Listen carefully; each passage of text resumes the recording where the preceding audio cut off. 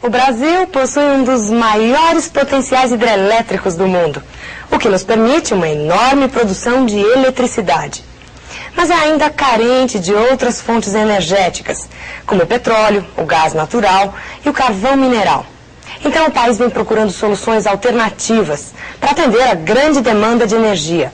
Entre elas incluem-se a substituição da gasolina tirada do petróleo pelo álcool e a opção por outros recursos não convencionais, como a energia solar e a energia atômica. Olá pessoal, tudo tranquilo? Estamos aqui para o Fontes de Energia 2, a missão. Ou seja, nós temos outros aspectos importantes para discutir a respeito desse assunto, né? Fontes de energia no Brasil. Não sei se você está recordado, não sei como é que anda a sua memória, mas na nossa aula anterior, nós analisamos basicamente os combustíveis fósseis. O petróleo, que é a fonte mais consumida no Brasil, e o carvão, alguns aspectos, não é, que são cobrados mais em prova sobre essas duas fontes de energia.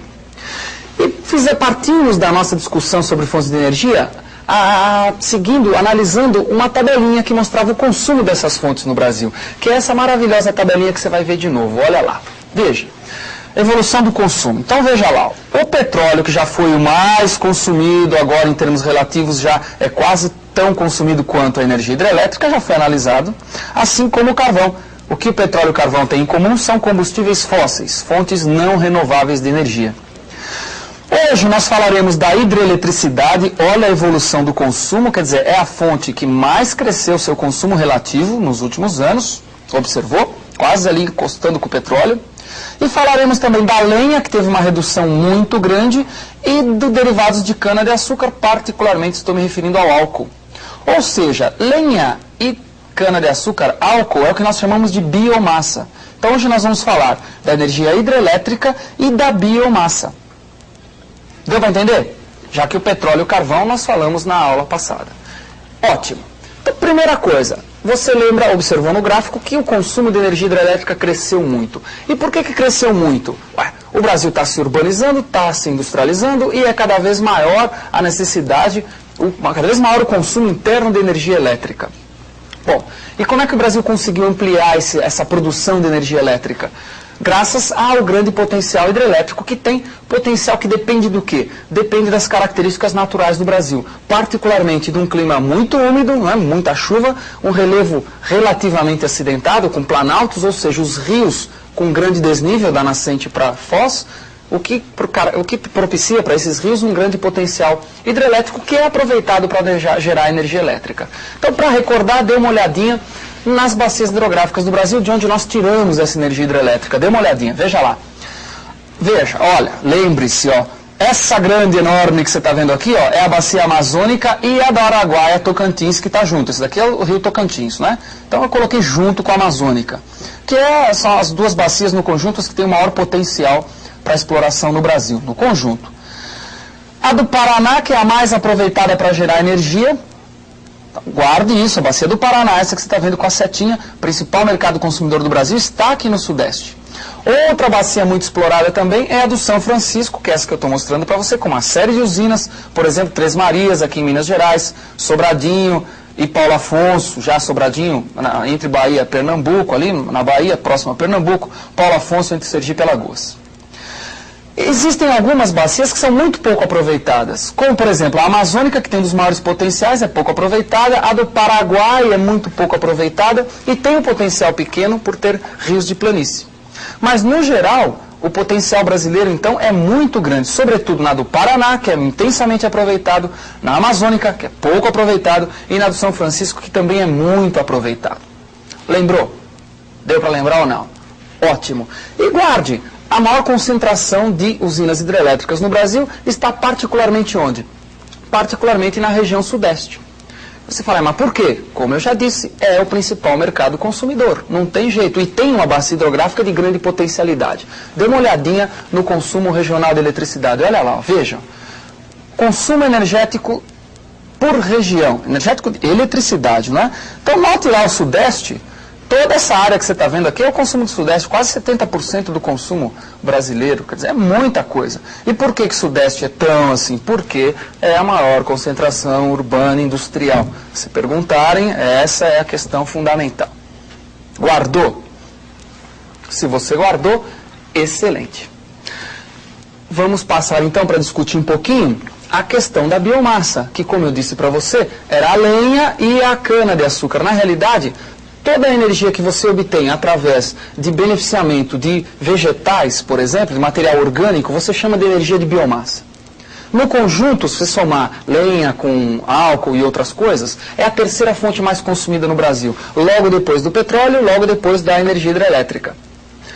E a biomassa, como você viu no nosso gráfico, eu separei em duas partes. A lenha, o consumo dela é cada vez menor, como eu disse, basicamente em função da substituição pela eletricidade, que tem o consumo cada vez maior. E já a cana-de-açúcar, para a produção de álcool, teve um crescimento na sua utilização. E por que teve esse crescimento na utilização? Porque nos anos 70 o Brasil criou o chamado Proálcool, Programa Nacional do Álcool, que tinha como função, entre outras coisas, produzir um substitutivo para a gasolina. Era aquela época da crise do petróleo, lembra? O Brasil dependente de importações, que nós já discutimos, então tentando buscar fontes alternativas para minimizar o consumo de petróleo no mercado interno, minimizar os gastos com importação. Inventou o Proálcool. O Proálcool teve um momento de auge, né? E atualmente está no momento de crise, não é? Veja algumas cenas do Proálcool, enquanto nós vamos analisar algumas consequências desse programa energético. Dê uma olhadinha, veja que interessante, observa comigo.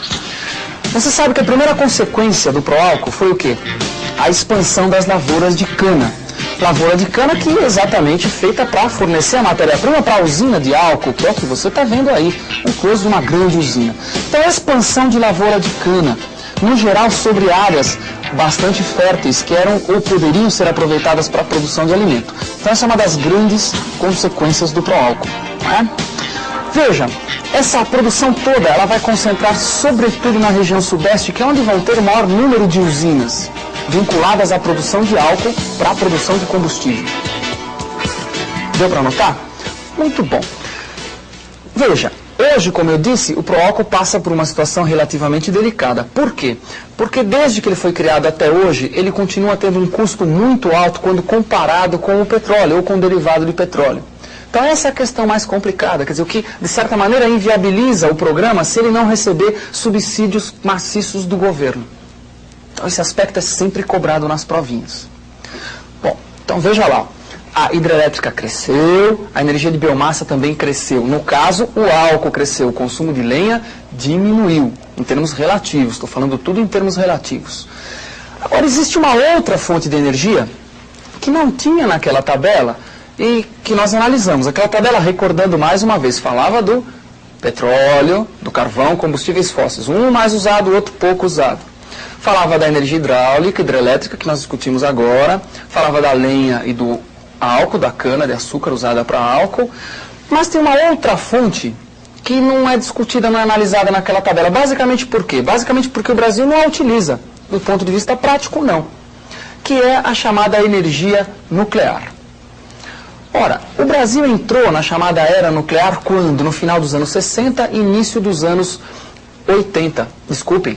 Final dos anos 60 e início dos anos 70, quando o Brasil comprou dos Estados Unidos, uma empresa americana, a famosa Angra 1. Dê uma olhadinha, vamos fazer um turisminho por Angra 1. Olha lá. A Angra 1, comprada então de uma empresa dos Estados Unidos, que você está vendo aí, ela não envolveu transferência de tecnologia para o Brasil. Essa é a região de Angra, onde foram instaladas as usinas Angra 1 e a 2, que está em construção exatamente ao lado de Angra 1, que você vai observar aí nas suas imagens. Ora, o Brasil, quando comprou Angra 1, não teve a transferência de tecnologia. Quer dizer, o Brasil comprou a máquina que veio com o manual de instruções como operar. Deu para notar? Muito bom. Isso foi muito criticado, gastou-se muito dinheiro, houve atraso no cronograma de construção da usina. Em meados dos anos 70, o Brasil faz o acordo nuclear com a Alemanha e compra outras usinas, entre elas Angra 2, 3 e outras, e vai instalar exatamente ali do lado de Angra 1. Então lembrou, Angra 2 e 1 não tem nada a ver a princípio uma com a outra. São usinas nucleares, tá, mas a 1 foi comprada dos Estados Unidos, a 2 da Alemanha. Assim como outras. A 2 devia ser Angra meio, né? Porque está metade construída, metade não construída. A 3 só tem um buraco lá. O fato é que quando o Brasil comprou essas outras usinas, teoricamente deveria ocorrer a transferência de tecnologia. O Brasil deveria dominar todo o processo de produção de energia elétrica a partir de combustíveis nucleares, né, de energia atômica. O fato é que isso acabou não ocorrendo por uma série de razões. Agora veja, o fundamental é você lembrar o seguinte: o Brasil tentou entrar na era nuclear através do quê? Não desenvolvendo tecnologia aqui dentro, mas tentando importar essa tecnologia. Com Angra 1, que foi um fiasco, e com Angra 2 e 3 foi fiasco e meio. O fato é que a energia nuclear, raramente ela está incluída nas tabelas de consumo de energia interna aqui no Brasil. Por quê? Porque a participação dela, frente às outras, é muito pequena, é quase praticamente zero. Quando o Angra 1 funciona, porque raramente funciona. Então, por isso que raramente você encontra essa energia nuclear, né, em dados de consumo energético do Brasil. Então, guarda só, o fundamental, né, a moral da história, é que a energia nuclear, junto com o Programa Nacional do Álcool, está diretamente vinculado à questão da busca de fontes alternativas de energia, de novas fontes para se utilizar, sobretudo nos anos 70, início dos anos 80, que era a época da tal da crise do petróleo, que o petróleo ficou muito caro no mercado internacional. Deu para lembrar? Ótimo.